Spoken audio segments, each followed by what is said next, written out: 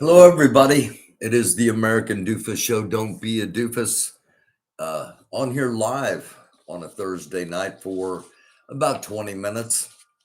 A couple of stories that want to talk about. And going to begin with what's going on in Afghanistan. I just got a message from Chris a few moments ago. The attacks will be ongoing from ISIS Khorasan. So, intelligence information coming down that look for the attacks to keep happening.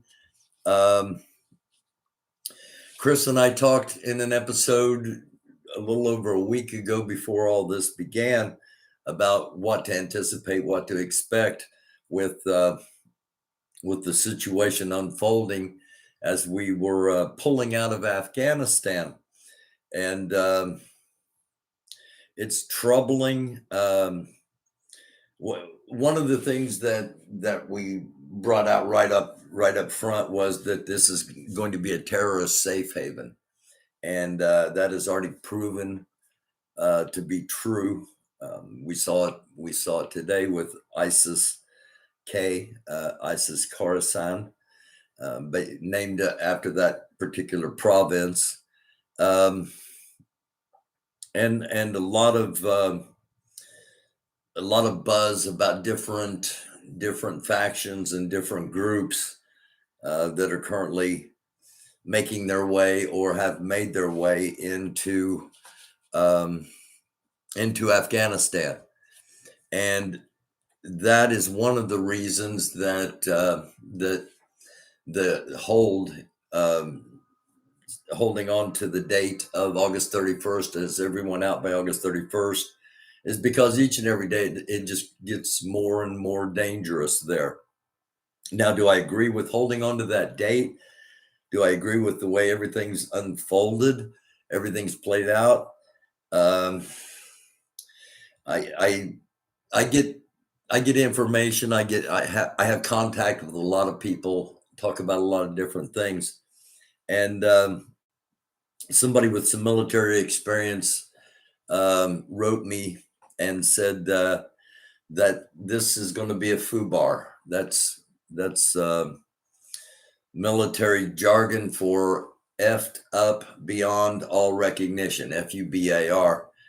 And they were familiar with how things had been working on the ground, and knew that at some point this was just going to, you know, go bad, and it did. And we're getting information that it's going to continue to go bad. My my question, my main question is, how did the United States get in a position to where we're reliant on the Taliban? Because that's what I've heard all throughout the day from President Joe Biden, from the Pentagon, from the press secretary, that we're giving them information, and they're controlling the outer ring of security, and ISIS K is their sworn enemy, and it just I find it an odd position for American troops to be in, to be beholden, if you will, to a terrorist organization, because let's not forget that's what the Taliban is. And as far as what I've been able to learn, ISIS Khorasan is a splinter group of Al Qaeda, AQ. Um, so Puffin, T Rex, James Sweeney, Carpe Diem. Hello, everybody. Thank you all for watching. Thank you all for being here. I also note that Penny is celebrating a birthday today. So happy birthday to Penny. But also with what's unfolding in Afghanistan, with the imbalance in Iraq, or and the potential turmoil between Iran and Israel, all lined up in that region. It's just the potential for Oakley, the potential for something to go wrong, um, and have ripple effects, have repercussions on a major big scale. The potential is high for something to go bad, and there have been a lot of people predicting that's what was going to happen as this all unfolded, as Donald Trump when he was president last year, made the original deal with the Taliban to have a withdrawal. So we're going to keep an eye on how this unfolds. Again, I'm going to be on here, maybe 10, 20 minutes. Just a couple of stories I want to talk about. And then if anybody has any questions on anything. The other thing I wanted to touch on, I mentioned in Monday's story, or in Monday's episode, I mentioned the Proud Boys and right-wing extremists allies, and an altercation with Black Bloc, also called Antifa, and showed a brief video. I was told that I didn't have anywhere close to the whole story of what happened. So I've been digging a little bit deeper. And one thing that is very unusual, and possibly telling, but without a doubt very interesting, is that the police in Portland had what they called a hands-off attitude. I want to read an article real quick here.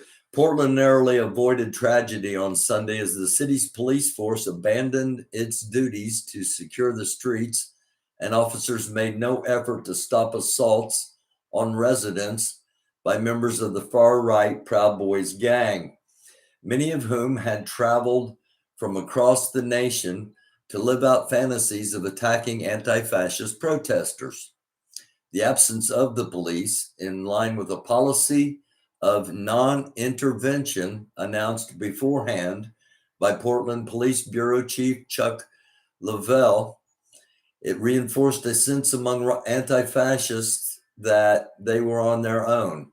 So when a right-wing gunman fired in the direction of a black-clad protester who had chased him away from their protest at gunpoint, it was shocking, but perhaps not surprising, that one of the anti-fascists fired back, according to witnesses. Luckily, all 8 shots in total missed their targets, and there were no reported injuries from the exchange of fire. The shooting unfolded in broad daylight on a downtown street in front of reporters, and the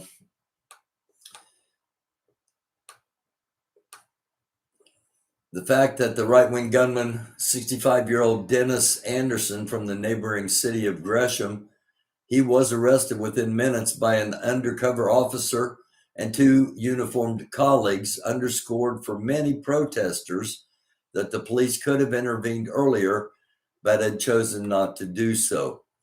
So there are reports that, I've always said, at some point, Antifa is going to show up with umbrellas and plastic shields to a gunfight. Evidently, they were prepared to return fire, according to this report, anyway. And also, I've been told that they're making homemade explosives, improvised shrapnel, and that and some of the percussions we saw in Monday's episode were perhaps not fireworks or as harmless as small fireworks could potentially be. So hop over here to the chat real quick. See what's going on. Glenn Smith, hello. Thank you for joining. You guys talking amongst each other, okay? Trumper was arrested. Antifa were not charged for returning fire.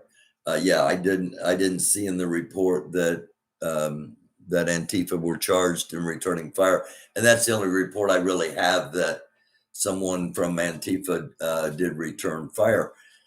You've got to expect that, you know, as this escalates, um,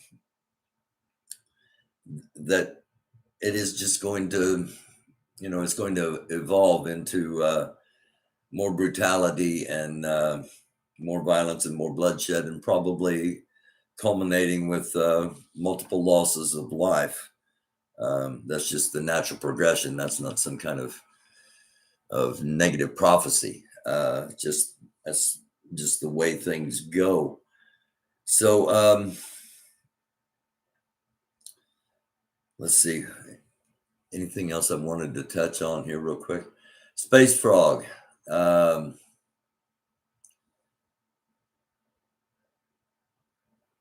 Welcome to you. Welcome again to everybody watching. Yeah, I'm trying to get things worked out schedule wise, and with some other things I'm trying to get taken care of. So I'm going to have a little bit more of a little bit more of a stable schedule. Jaden X may be dating Rudy Giuliani. Okay, well, all right.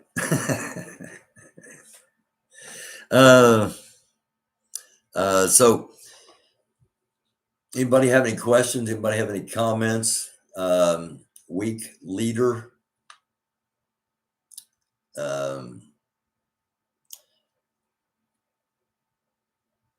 Vince 3%er in Pennsylvania. Weak leader. Okay. That's that's an opinion of a number of American people. And those of us that have family members that have recently been in the military, or have friends that have recently been in the military or involved. Yeah, I could, you know, it's easy to say weak leadership, you know, the way things are playing out. It's a lost 20 years. It's a lot of lost lives. There's a lot of anger over how things are playing out, and the way the plan is unfolding as far as trying to get people out safely. And it's, you know,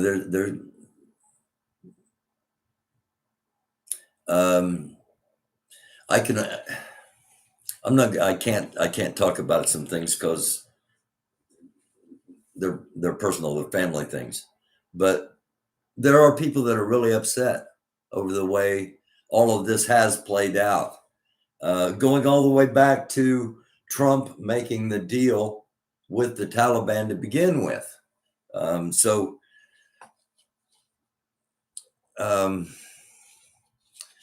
To me, the time for pointing fingers at leadership and that we've got time to do that, and it's, in my opinion, justified. A bunch of people lost their lives, and that's just horrific. That's just, you know, and it's just the beginning. It's just the beginning of what has been unleashed by the way things are playing out in Afghanistan. I'm expecting Islamic terrorism in European capitals and probably in the United States. 9/11 is coming up, the 20th anniversary of the attack on the Twin Towers on the Pentagon. And The other plane that went down in Shanksville, Pennsylvania, that was aimed for the Capitol. I was doing a morning show that day 20 years ago. I was doing a morning radio show and saw that a plane had hit one of the towers in New York City, and the report was it was a, a small plane, and wasn't any fog or clouds, or it was odd. How could a plane run into such a big building unless it was intentional? And watched live as the second plane hit the second tower, and like millions of Americans at that moment realized we're under attack. And shortly thereafter, news of the Pentagon, and a day I'll never forget.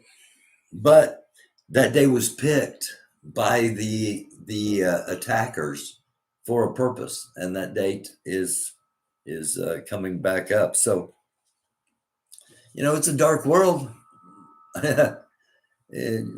Say it all the time, but it really truly is. It's a dark world, and there's not near enough love. And try to be a light. Try to be a light. Space Frog, if we, the U.S., promise to get Afghans out, we stand until we fulfill our promises.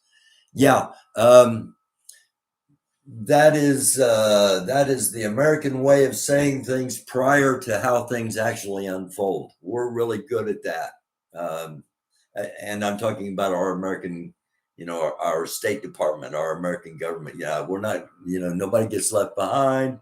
You help us, and we guarantee you that. If any trouble comes, we get you out. When it actually unfolds, it eventually comes down to, we never can get everybody out. We wish we could get everybody out, but we never can get everybody out. And yeah.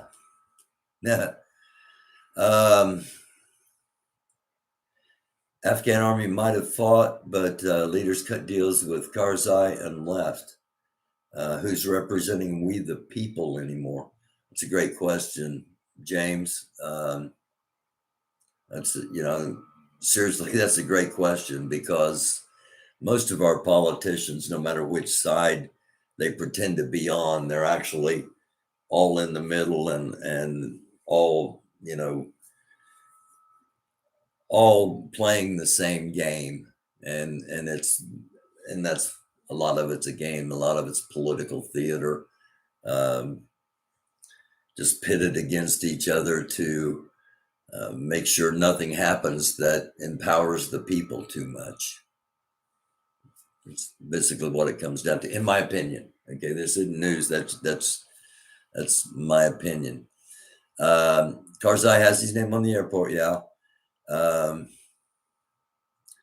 But now it is a reminder who gave the country to the Taliban.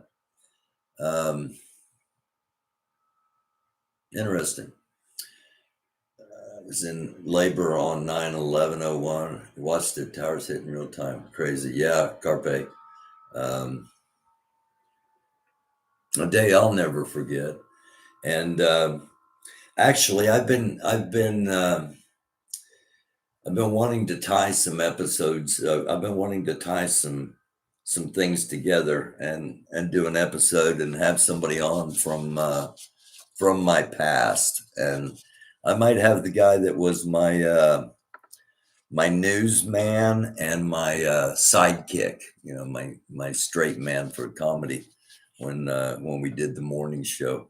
I might have him on either on 9/11 or around 9/11 to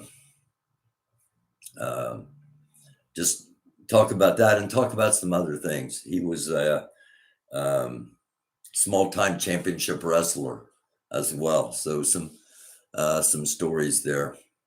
And class was canceled.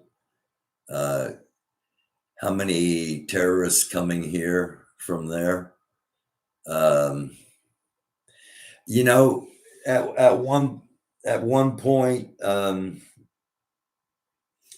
we were helping the what were known as the freedom fighters in Afghanistan. We were actually on the same side as what became Al Qaeda, and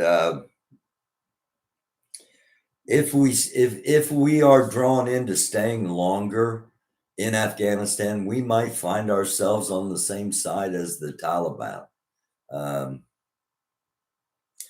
which is absolutely insane to consider. But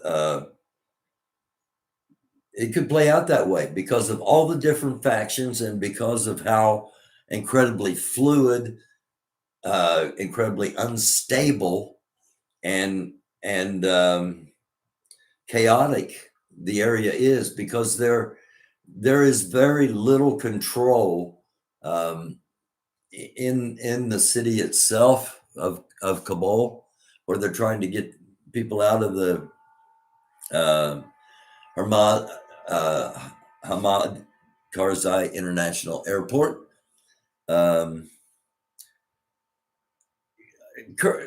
Personally, one of my major questions was, why didn't they use the Bagram Air Force Base? Why wasn't a secured United States military base used as the extradition point? Number one. But I don't get paid to do that. I don't get paid to do a lot of things, but I didn't get paid to make those decisions. But there are just a lot of questions, and I'm not sure. I'm not sure. Number one, the media is going to ask the questions that we're asking here tonight, and number two, I'm relatively certain we probably won't get answers.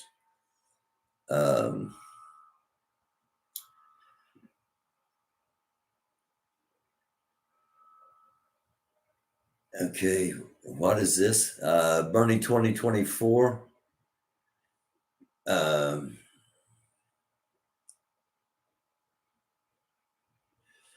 Space Frog, Barry, you need to double check your information about false ozone fundraisers. I never said anything about false ozone fundraisers.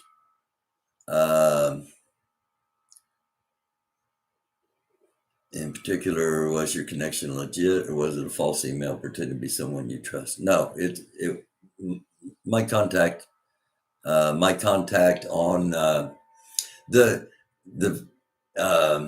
it wasn't about ozone fundraisers. It was about a person that was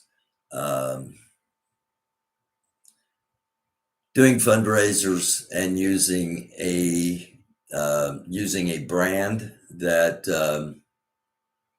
she had been given the green light to use until activity and investigation shown that allegedly that is not the case, that the trust was not warranted and a mistake had been made in granting that trust.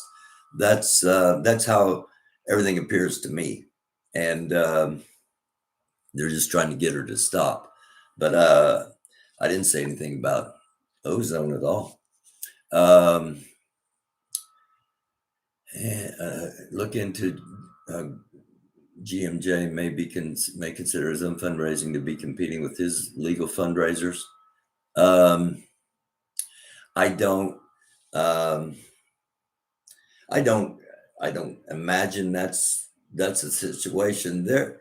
The watchdog group and the NFAC are serious about protecting their people, and you can kind of look at their videos like public service announcements, like, look, here's information, and as far as what you do with the information, you can't make people not get scammed. So that's kind of how I look at the Watchdog group. They're trying to. I don't think it's jealousy over fundraising for anybody else or anything like that. But I'm an outside observer looking in. Okay. Um, okay.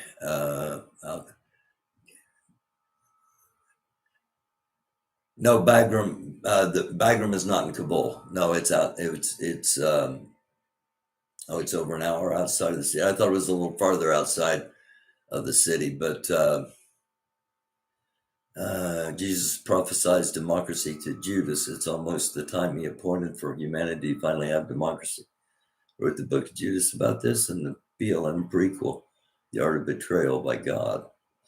All right, Puffin, you got them published?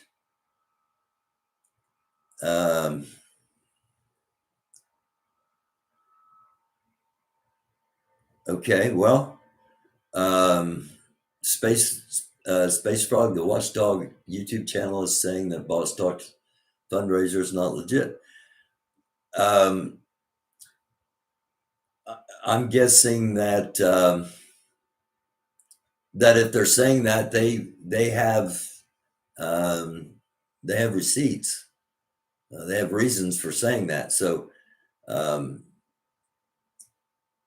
leave them a comment, and they'll get back with you. It's on Amazon Kindle. Okay, Puffin.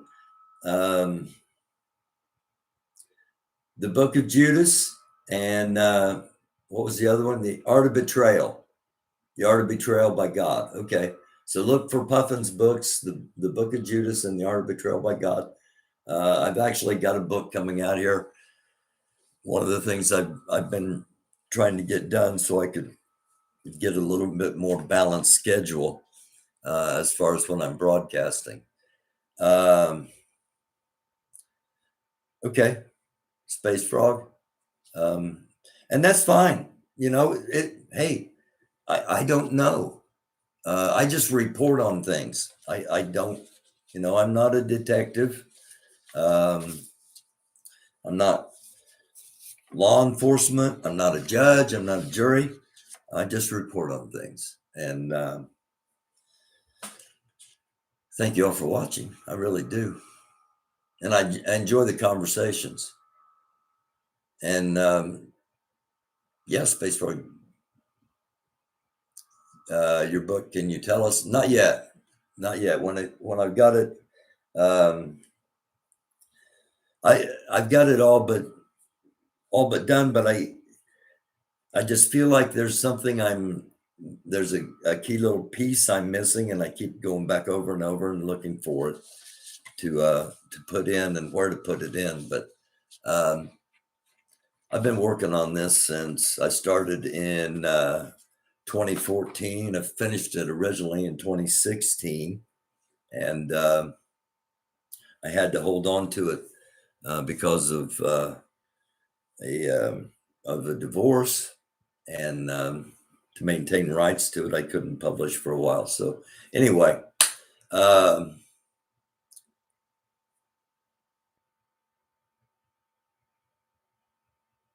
they have not brought any evidence forward. Watchdog looks like a troll account, possibly Jokar.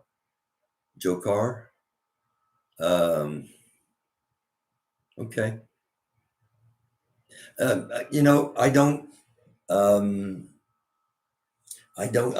don't sit around and watch everything going on in the Black community and YouTube all day.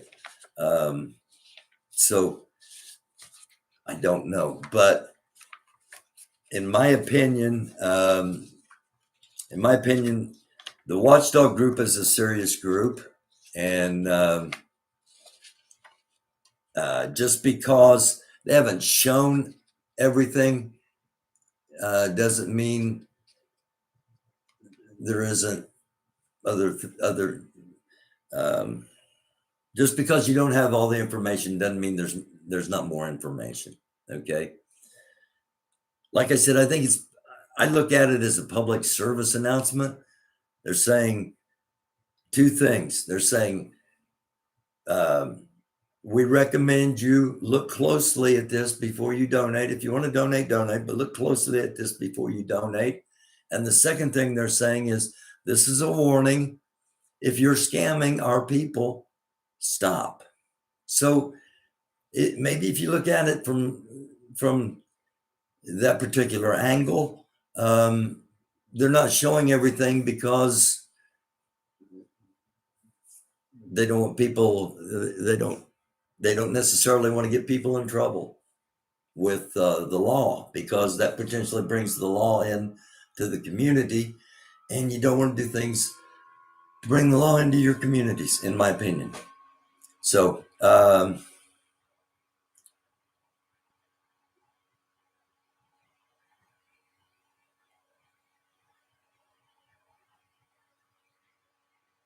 okay.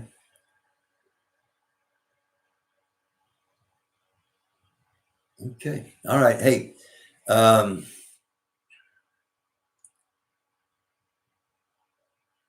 okay. Well, Space Frog, Boss Talk put himself in the middle of this unnecessarily. This was never about him. And I just did a little brief, wasn't 40 seconds worth of talk about, hey, don't scam the community. And he did 8.5 hours on how it wasn't him. Can't you see how some people might go, why would he do that? That immediately drew attention to him. Then he called out Watchdog, not knowing it was NFAC. And maybe the message is to Darren, chill or else. I don't know. I'm just observing.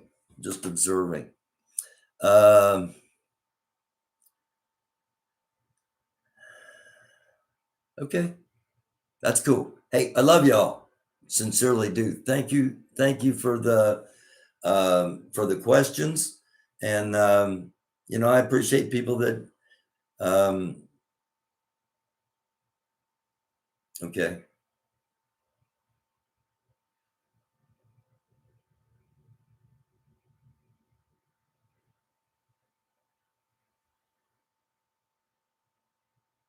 Kevin J. Wilder. All right. All right. Well, hey, I love y'all. 2 pieces, double peace. We need some peace. Blessings. Namaste. Shalom. Salam. It's a dark world. Try to be a light.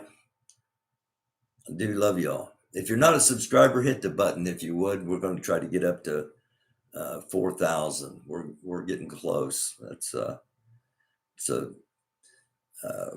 minuscule number for a lot of people, but for me, it's an accomplishment. And I thank all of you for watching. I really do. Thank all of you for commenting. And until next time, dark world, try to be a light.